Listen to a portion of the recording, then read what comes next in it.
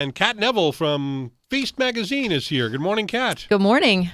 I was just telling Kat off the air that I was in a place the other day, and Feast Magazine was nearly sold out of the rack there. And that's a good thing. That means people are picking it up, and I think it's the pork steaks on the cover. Yeah, exactly. I've had actually a number of calls this month, and I do think it's the pork steaks, but we have a 99% pickup rate. So if anybody is not able to find a Feast, please do send me an email, publisher@feaststl.com, and I'll try to steer you toward copies, but also we have all of our issues are available in full digital form at feaststl.com. All right, before we get to the restaurants you're going to review today, this portion of the show is brought to you by one of our favorite restaurants, Jimmy's on the Park, which is on Demond in Clayton. You can call Jimmy's at 725-8585 or go to their website, jimmyscafe.com. By the way, when it's going to be 97 degrees today, you probably don't want to sit next to one of the beautiful fireplaces they have there. I don't think they have them lit. They're probably not lit at this time of the year, but they are fully air conditioned. Yes. That's a selling point for any place. You can also download their app for Jimmy's Cafe for your smartphone. So what do you have for us today? So I have two new spots that are very different. The first one actually opens today. And have you ever been to Home Wine Kitchen or heard of Home Wine Kitchen before? No, but then again, I'm not a drinker. Okay. Well, Home Wine Kitchen is a restaurant in Maplewood, and it is at 7322 Manchester.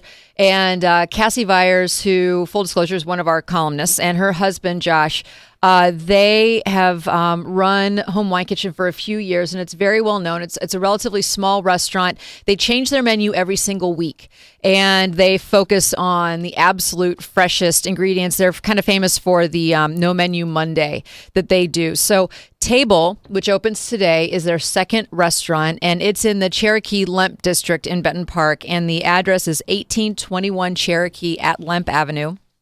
And this is a much larger restaurant than Home Wine Kitchen, and it seats about 130 people, but it's focused on communal dining.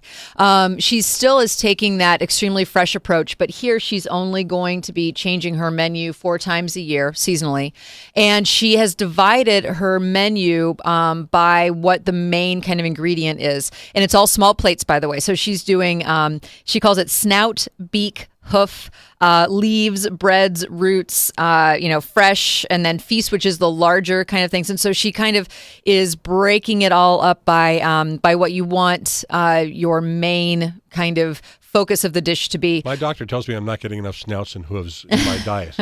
So this is the kind of place for me. Well, if you want snoots, you should go to Smokey O's, but that's a totally different place. Yeah. And so one dish that I've had a chance to try is on the swimming part of the menu, and it is the scallop crudo. It's lovely. It's a fresh scallop, and crudo means raw, and they are sliced very thinly and served with watermelon radish and pink peppercorns. And it is just a very fresh and light and bright dish.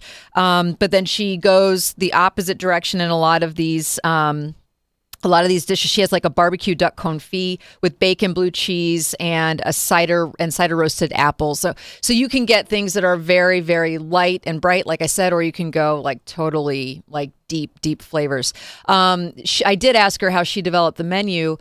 And because Home Wine Kitchen changes every single week, she said that a lot of times she's sad to see many of these dishes kind of fall off the menu, but they have to because of the way that she approaches that restaurant. And here, she's actually resurrected some of those favorites from Home Wine Kitchen. So you're getting her style of cooking, but in a very different atmosphere and a very different approach. And also where Home Wine Kitchen is very highly focused on wine, obviously.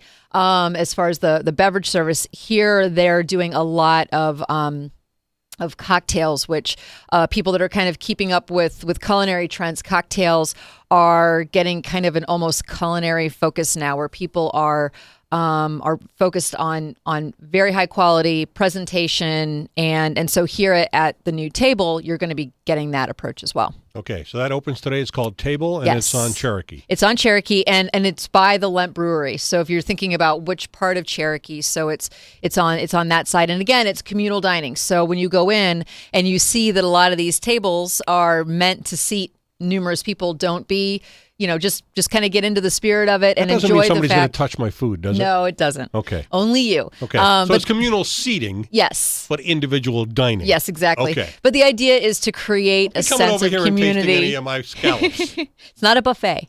No, it really is meant to kind of heighten that community feeling within the dining experience. So Okay. I'm excited for them. All right. What else you got? Okay.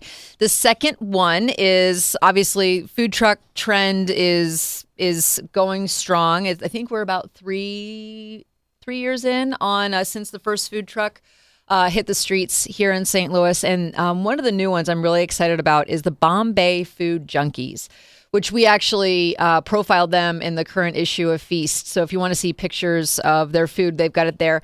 And if you follow them on Twitter, which is how you obviously find out where all the trucks are, it's at Bombay Food Truck is their Twitter handle. It's all vegetarian, and it's Bombay street food style offerings, and so they change up what they're going to be serving from week to week. And this week, one of the things that they are going to be serving is their samosa, which, if you've never had a samosa before, it's a pastry that's kind of in a triangular shape, and it's filled with like this potato and lentil curried mixture. It's absolutely wonderful. Mm-hmm. The food that I've had from this truck is phenomenal.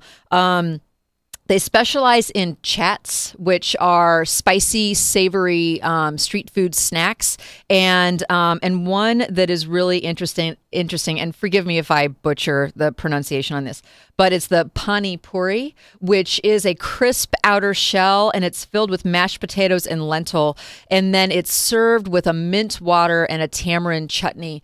And what I love about Indian food is that it's a variety of textures. So by having like that crisp shell and that soft interior, which on its own is wonderful, but then you have kind of the sour and spicy tamarind chutney, and then the cooling mint water, like that balance. Like your mouth never gets bored, basically, when you're eating Indian food. And so they've got terrific stuff. And they were at our first Feast in the Park, which is the series of food truck events that we're doing with the St. Louis County Parks Department. And that was last Friday at Lawmeyer Sculpture Park, and we had about 3,000 people there. Wow. It was amazing. There were 13 food trucks, and Edgecliff Winery was there serving wine and also offering beer service. And we have live music at all these events. So this Thursday, we're going to be at Faust Park, and we're going to have 14 trucks there, and it's going to be the Soulard Blues Band that's going to be playing. So that event's going to run from 5 to 8 on Thursday. That's tomorrow night. Yeah. Gosh, you're right. My weeks go by so fast. I guess it is tomorrow night, so come out and join us. The sign is up at the park. Good. I drive by it on Olive all the time. Awesome. Good. Yeah, I mean, I'm thrilled to be partnered with the St. Louis County Parks Department because we have got so many beautiful parks to explore, and to be able to do it in this way where, having the live music. When I was there, it was Steve Ewing from The Urge at the first one, and the kids were dancing in front of the stage.